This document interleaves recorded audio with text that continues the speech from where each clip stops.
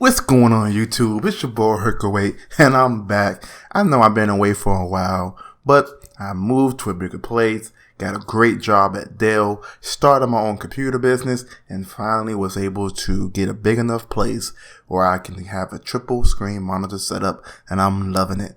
But I know you didn't come here to hear that. You came here to know about Watch Stars too. And I know I'm pretty late. I really wanted to get into the game and understand why Ubisoft decided to go with a sequel. So, without further ado, let's go ahead and hop into this review. Now turn up.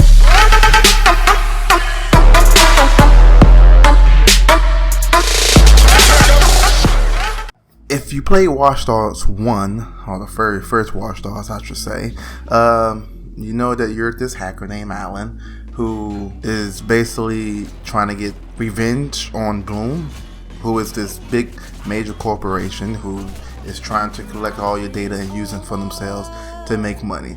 So that concept follows into Watch Dogs 2 in San Francisco with Marcus, who pretty much is the same thing.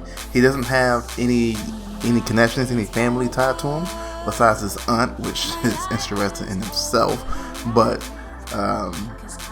he doesn't have any connections tied to him, so he just want to do this because it's something that he wants to do. He feels that these bad guys the bad guys who are Bloom are not treating the public fairly, if that's the best way to put it. Overall, the gameplay has gotten a little better. The aiming thing, basically when you want to hack somebody, a hack person, it's kind of hard because you have to get your focus on what you're trying to hack, and if they're close together, it can be pretty hard.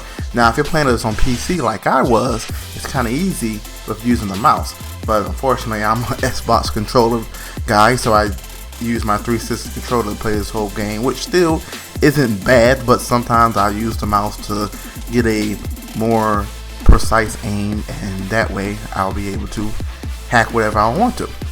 But anywho, hacking it's fun. Just like the last game, you have to build yourself up. So you start off with some basic stuff, and then as you progress through the game, you're able to, get a quadcopter,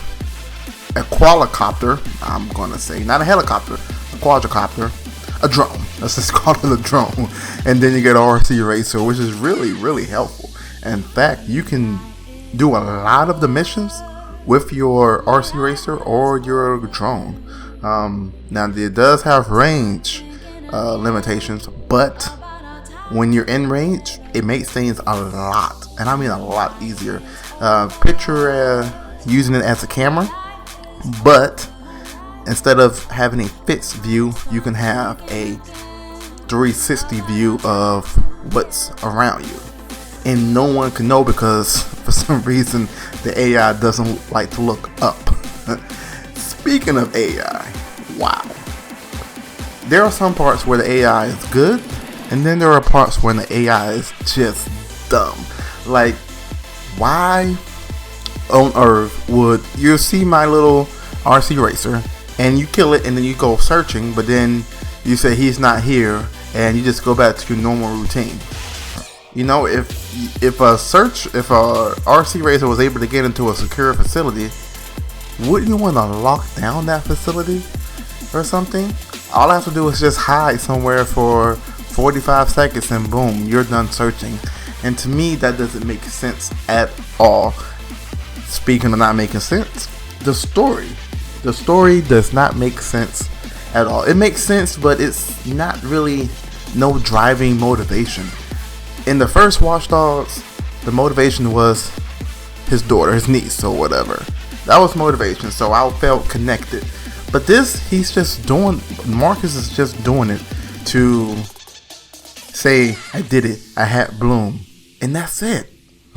He feels bad for these people, but there's no real motivation behind it, and I think that's where this game falls short.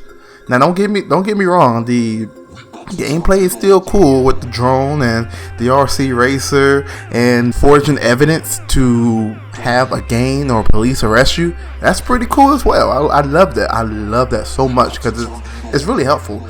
And the game has a lot of, not cheats, but helpful ways to get you through this.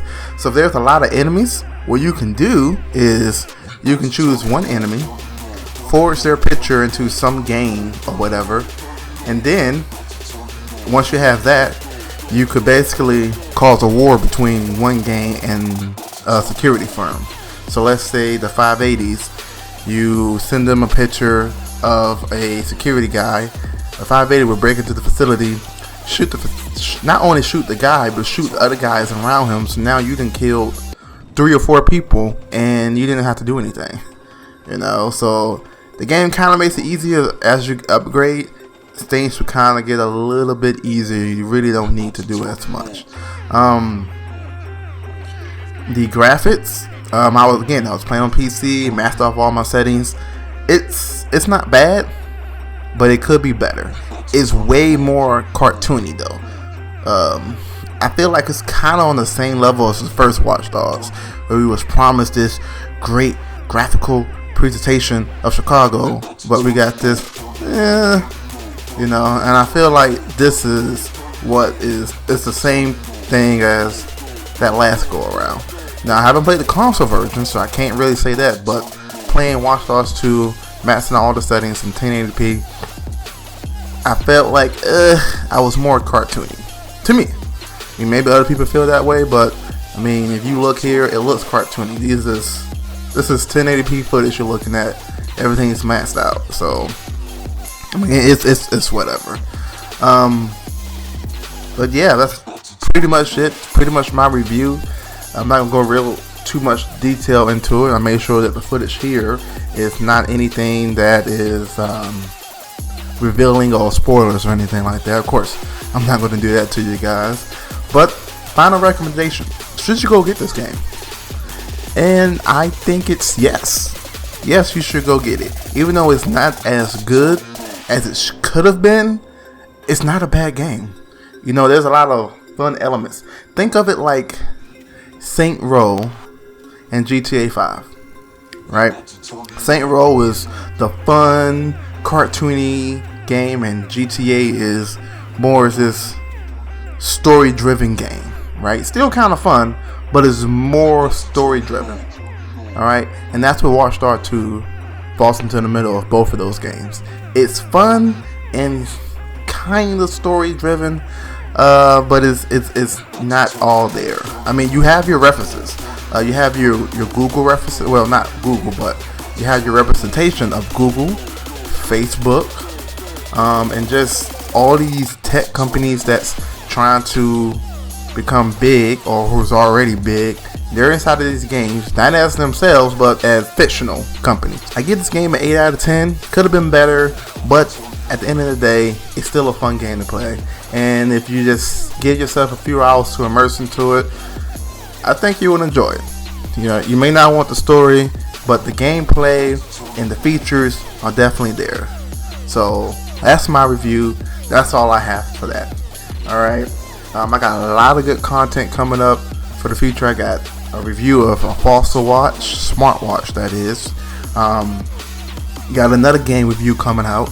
I will finally release more pictures of my setup, which is really becoming great as I come along. The new Ryzen AMD chips are coming out, so definitely take a look into those. And yeah, whatever you guys want, shoot a comment, shoot me an email, whatever. Alright guys, so if you like this video, go ahead and give me a thumbs up. If you didn't like this video, give me a thumbs down. Either way, leave a comment, let me know what you guys think. If you want to see more content, subscribe to the channel, and I'll be sure to deliver more quality content for you guys. Still got that contest coming up. Haven't reached the subscriber count that I wanted to, but once I get 100 subscribers, I will be giving out a free game. You heard that right, a free game. Basically, any game you want, PC, Xbox, PS4, whatever you want, it's going to be yours. But I got to get to 100 subscribers first. It's your boy Hercules. I'm out of here. Peace.